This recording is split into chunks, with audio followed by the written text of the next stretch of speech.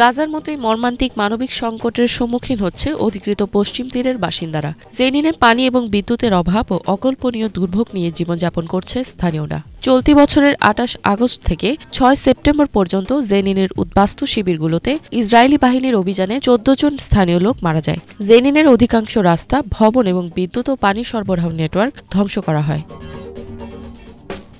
খালিদ নামে জেনিনের স্থানীয় এক বাসিন্দা জানান, সেখানে তাদের ভিটাবাড়ি ধ্বংস করা হয়েছে। বাড়ির পাশে সুড়ঙ্গ থাকার সন্দেহে সেখানে বিস্ফোরণ ঘটানো হয়েছিল। হামলার পর এক ইসরায়েলি পুলিশ তাদের জিজ্ঞাসা করে এই বাড়িটি তার কিনা এবং পরে তার জিনিসপত্র এবং ফোন নিয়ে যায়। খালিদ বলেন, এটি কেবল ইসরায়েলি বাহিনীর দাবি ছিল, তবে সেখানে আসলেই কোনো সুড়ঙ্গ ছিল না। স্থানীয়রা বলছেন, খালিদের বাড়িতে বোমা হামলার পর ইসরায়েলি বাহিনী তদন্ত চালিয়ে যায়। নিকটবর্তী এলাকায় পূর্বে আবিষ্কৃত একটি সুড়ঙ্গ ছাড়া খালিদের বাড়ির নিচে কোনো সুড়ঙ্গ খুঁজে পাওয়া যায়নি। স্থানীয়রা জানান, সুড়ঙ্গের ভেতর বিপজ্জনক সামরিক কাজে সহায়তা করতে সাধারণ মানুষকে ইসরায়েলি বাহিনী বাধ্য করত। মোহাম্মদ নামে এক ফিলিস্তিনি জানান, ইসরায়েলি সামরিক সদস্য মুসা আবু তাকে সুড়ঙ্গে প্রবেশ করতে বলেন।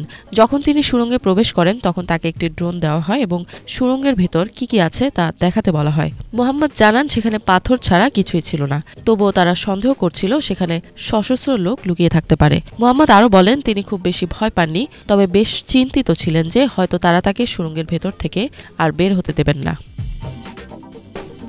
ইফা জাহান, বাংলাভিশন।